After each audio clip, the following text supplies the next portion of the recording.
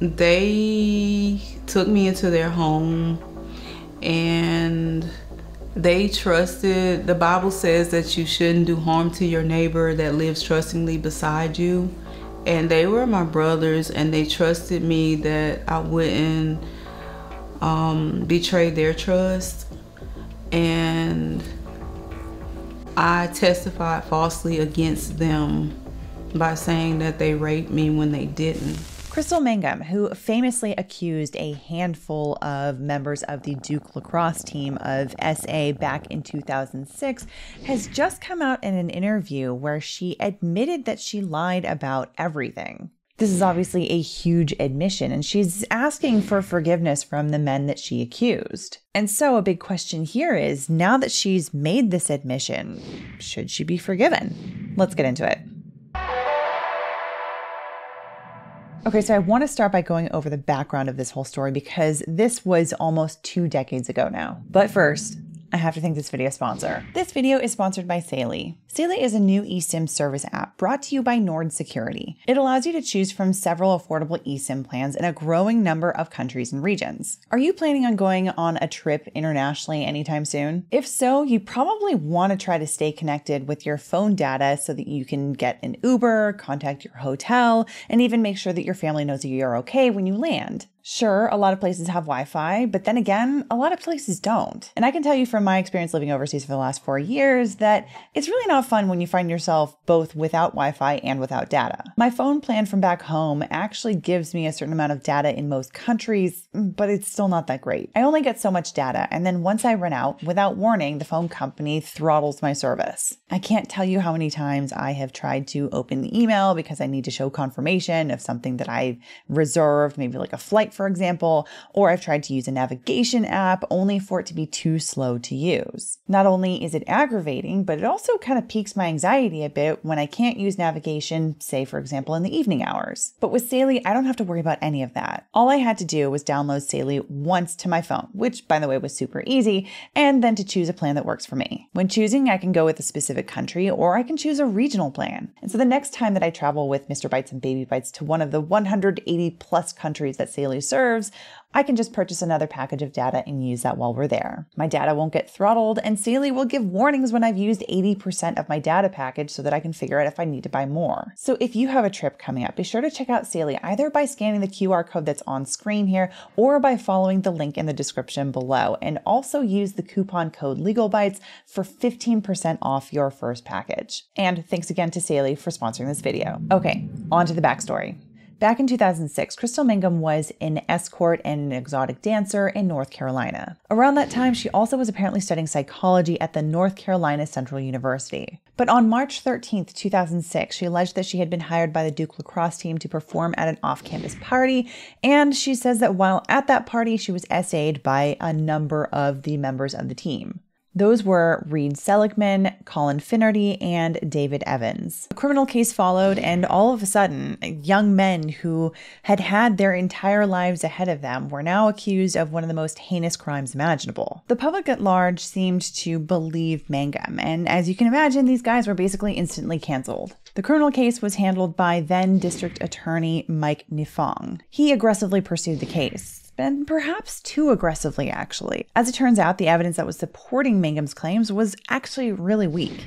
DNA evidence taken didn't match any of the accused players. There was a general lack of physical evidence. Mangum's story also started to reveal some inconsistencies. And then there was the conduct of Nifong, the DA that was prosecuting the case, or more specifically, his misconduct.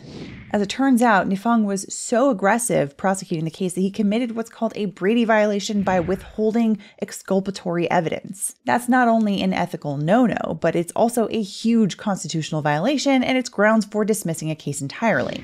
We saw this play out earlier this year in the involuntary manslaughter case against Alec Baldwin in New Mexico for the on-set death of cinematographer Helena Hutchins. In that case, in the middle of the trial, the special prosecutor Carrie Morrissey was exposed for having withheld and covered up some potentially exculpatory evidence that had to do with the origin of firearm rounds found on set. And as a result, Judge Mary Marlowe Summers rightly dismissed the charges with prejudice for that constitutional violation. The irony there in that case is I honestly think that the evidence that was withheld wasn't actually all that helpful to Baldwin's case. And so if the prosecution had actually turned it over to the defense like they were supposed to, when they were supposed to, I think that there was actually a really good chance that Baldwin would have been convicted of involuntary manslaughter and had to spend some time in a New Mexico prison. But none of that really matters when we're talking about these kind of Brady violations, because it's all about the principle of the matter. It's the government, it's the state that is withholding evidence that could be beneficial to the criminal defendants. Anyway, in the Duke lacrosse team case, in April 2007, North Carolina Attorney General Roy Cooper dismissed all of the charges and basically made a declaration saying that the players were not only innocent, but also were victims of a tragic rush to accuse. As for Ni Fong, the DA that was prosecuting the case, his misconduct was found to be so bad that he was apparently disbarred and even served a short jail sentence as a result. And as for Mangum, she has had her own set of legal troubles since. In February 2010, she reportedly set fire to some clothing belonging to her then boyfriend, Milton Walker, in a bathtub in their home. Apparently, this was when her 9-year-old daughter was also in the home, since she was the one that called 911. As a result of that whole incident, she was charged with attempted murder, first-degree arson, assault and battery, identity theft, communicating threats, damage to property, resisting an officer, and misdemeanor child abuse. And so on December 17th, 2010, she was convicted of contributing to the delinquency of a minor, injury to personal property, and resisting a public officer. The jury, however, remained deadlocked on the rest of the charges. And as a result, the judge sentenced her to 88 days in jail, which she had already served by that point. Unfortunately for Mangum, though, she was then arrested again on April 3rd, 2011, so something like 6 months, not even 6 months later. This time, she was alleged to have repeatedly stabbed her newer then boyfriend, Reginald Day. She was charged with assault with a deadly weapon, with intent to kill, or inflicting serious bodily injury. And so when Day died 10 days later from those wounds, Mangum was indicted on a murder charge. She was convicted of second-degree murder on November 22nd, 2013. She tried appealing, and then when that appeal went nowhere, she also tried filing grievances with the state bar against her trial attorney and her appellate attorney. And those grievances also went nowhere. And so she's been sitting in prison ever since, serving out her sentence of 14 to 18 years. And so nothing new has really come out about this case since that time. That is until very, very recently when she was interviewed for the podcast Let's Talk with Kat. The interview took place on November 13th, 2024 at the North Carolina Correctional Institution for Women, but it seems to have aired in December. It's a short interview, so if you haven't seen it already, I encourage you to go to Let's Talk with Kat's website and watch the whole thing. There's a link in the description below to go check it out. Most of it isn't about the Duke lacrosse teams, so if that's all you're interested in, it's all in the last portion of this interview. But they do cover some other things. For example, her work in the exotic dancing industry and the sex industry, and some of her thoughts on that. But here's how the alleged SA came up in the interview. It's all to show his glory. I'm a living witness of God's forgiveness. That night,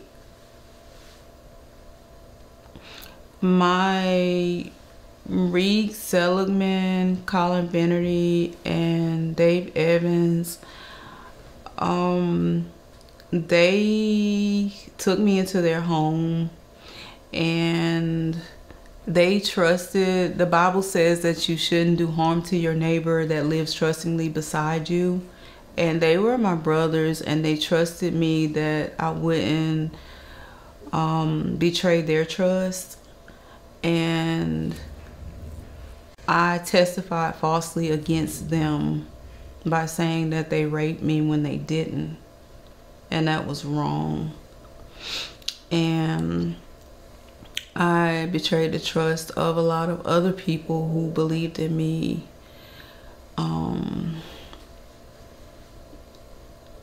And made up a story that wasn't true because I wanted validation from people and not from God. And that was wrong when God already loved me for who I was, regardless. I didn't need to seek validation from him because I already had validation from him. I just didn't know it. And I hurt my brothers. And I hope that they can forgive me. And I want them to know that I love them. And they didn't deserve that. And I hope they can forgive me. And that I hope that they can heal and trust God and know that God loves them, and that God is loving them through me, letting them know that they're valuable and that they didn't deserve that. As you can tell, it really didn't take much prodding for Mangum to start talking about it. And so it seems like this is something that she anticipated would come up and actually maybe even wanted to talk about. And so whether what she says comes from a real, sincere place is also obviously up to interpretation. Personally, I found it to be sincere. Like I said before, there was another part of the interview where she talked about being an exotic dancer and the industry overall. And here, in that portion of the interview, she does shed some tears that I think are actually sincere. And I think that they hint to some real pain that she's experienced from participating in this industry. So you couldn't say, like, what could be different? Like, what could make the industry safer for women and men? People should respect each other, love each other. That's not love.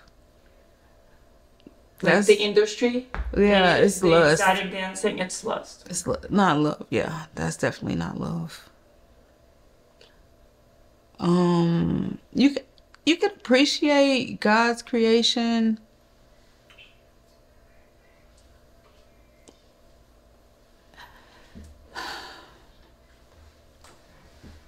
But when you lust after a woman and you already are married to another woman, that's not right. There are boundaries. You know. Overall, it seems to me like she's been in prison with a lot of time to sit with her own thoughts. Now, when we want to right the wrongs that have been committed in the past, there are obviously a number of tools to try to do so, but not all of them are going to be most effective in every single situation. So when it comes to these kind of questions, there are multiple perspectives we should be looking at this from. There's the human perspective, the legal perspective, and the social perspective. The human perspective allows us to look at someone as imperfect beings ourselves, recognizing our own faults, and determine whether or not this is someone who is worthy of grace when they come forward to voluntarily and unconditionally confess their wrongs. Through this perspective, we obviously want to look at things like, does she have some kind of an ulterior motive, or is there some other benefit, some other gain that she might be getting from this? And if not, maybe grace is the right way to go. The legal perspective, of course, asks whether someone should face consequences from the state or from the judicial system for their wrongs, regardless of any personal forgiveness. And the social perspective is more about whether a person should be allowed to function in society with all the same benefits as anyone else. For example, should they be shunned? Should they be canceled? Things like that. Now, the legal system is one of the most common ways, if not the most common way, for us to try to right wrongs in the United States. But it's not a catch-all for every single controversy or for every wrong that's ever been committed. And sometimes that's because there is a blind spot in the system that should be reformed. Or other times it's simply because there are other better ways of achieving the end that we are looking for. In North Carolina, the only legal remedies that would be hypothetically available are civil claims of defamation and malicious prosecution. But in this case, the statute of limitations for both of those claims appears to have long since passed. And at any rate, this would mean more litigation, more legal fees paid by the accused. And it doesn't really look like Mangum is in any kind of a position to be able to pay them any money if they were to win those kind of claims. So this would just be a huge financial loss overall. Now, there are a lot of people out there who say that people who make false allegations should face jail time that matches the length of time of the crime they're alleging. And I get why people say that. The allegation itself is often enough to ruin someone's life altogether. Not only is the defendant's reputation tarnished, but they usually have to spend tens of thousands, hundreds of thousands, sometimes even millions of dollars just to defend themselves, and not to mention how many years of their life fighting for their freedom. All of that changes a person, even if you end up winning the case. But Personally, I am cautious of advocating for that kind of a change in the law. And the reason for that is because there's a difference between not being able to meet the burden of proof for the SA allegations and being able to show that someone actually lied about it. What I'm getting at is so many of these cases, SA cases specifically, they end up in a gray area because of the intimate and private nature of the way in which these kinds of things usually happen. And so proving them is difficult, but so is disproving them. And people who are legitimate victims already do have so many barriers to coming forward to name their abusers. For starters, there's the psychological impact of abuse that can even prevent a victim from recognizing the abuse sometimes. Then there's the fear of retribution that can keep someone completely frozen in an abusive environment. And not to mention, how would a law like that approach a situation where the victim was truly harmed, but they identified the wrong person with a sincere but mistaken belief? If you add the threat of incarceration on top of all of this, we'd probably see a complete chilling effect on these kinds of cases and on these kinds of allegations. And real victims would find it even harder to escape the abuse before it's too late. But with all of that said, defamation and malicious prosecution do exist as civil remedies in our legal system for a reason. It might not be all that satisfying to many people in this particular case, since the statutes of limitations have long since passed for both of these claims. But generally speaking, they do bring an opportunity for an accused person to clear their name. We saw this most notably, of course, in the Depp v. Heard defamation case in 2022. Anyway, personally, here are my thoughts on this whole situation. To me, the confession does look sincere, and I don't see anything here that suggests that she had some kind of an ulterior motive for confessing at this point in time. I mean, how does she really benefit at this point from making this kind of unequivocal confession about lying to the police, the court, and the world about these men? Of course, on the one hand, her projected release date is February 2026, when she would be up for parole after serving 14 years of her sentence. And things like rehabilitation efforts and inmate behavior and statements of contrition even are potential factors for an earlier release date from prison. But keep in mind that what she's admitting to in this interview doesn't have to do with the crime that she's in prison for. So while there could be a possibility that admitting to other crimes that she's committed would show a change of heart that could help her on parole for a different crime, I don't know. Personally, I don't buy it. And then again, on the other hand, by doing an interview like this and making this kind of unequivocal admission, that also opens herself up to some vulnerability from the public, because people are obviously going to judge a person who commits an act like that, and understandably so. But regardless, on the more human level, from the human perspective, it's probably actually not up to anyone other than the men that she accused to decide whether or not to forgive her. But then on a broader social level, is it right for society to hold this whole thing over her forever? That might be more of an ambiguous question, and I don't think that I have the answer to that. I personally have said that if a person shows true contrition for committing a harm in the past, they should be given a second chance. I said this about Amber Heard at the end of the Depp v. Heard trial in 2022. Even though I am absolutely convinced that Amber Heard falsely accused Johnny Depp and that her lampooning on social media was totally justified, I said multiple times at the end of that trial that if she later came forward and took real ownership of her lies and the harms that she caused, I would think that she should be allowed a second chance back into society, back into good work in Hollywood, etc. This was not the most popular take at the time, and it probably still isn't, but I stand by it nonetheless. But looking back at Mangum's case, I also do feel like people should face consequences for their actions. If we were still under the statute of limitations for defamation and malicious prosecution, I would say that she should absolutely be held accountable under those laws. And I do admit the lack of any sort of a legal recourse at this point does feel a bit unsettling. But then again, when you take a step back and you look at the bigger picture and you look at the whole purpose of our criminal justice system, It's designed to punish in order to discourage or deter people from committing these terrible behaviors in the future. And looking at Mangum, she's serving a 14 to 18 year sentence in prison for a 2013 murder conviction. This means she's been in prison for around 11 years at this point, sitting with her thoughts. She obviously had a history of illegal violent behavior and some of the worst crimes imaginable. And so it makes me think, when there is no legal recourse for one particular harm, there's always a possibility that that person will still inevitably end up on some kind of karmic path where they have to answer for it in another way. And maybe that's what happened here, but those are my thoughts. What do you think?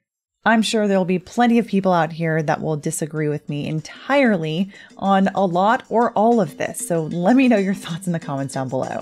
Otherwise, I hope you enjoyed this or at least found it interesting or informative. And if you did, I would love it if you could hit the like button. It does help us with the YouTube algorithm gods. And if you're new here and you want to see more coverage of crazy cases and interesting legal topics, be sure to hit the subscribe button and the notification bell so you can find out when the next video is out there. And if you're really enjoying the content and you want to know how to best support the channel, consider becoming a member of Byte Club. You can join either through YouTube memberships or by becoming a supporter on Patreon. Links to both are in the description below. Otherwise, see you in the next video.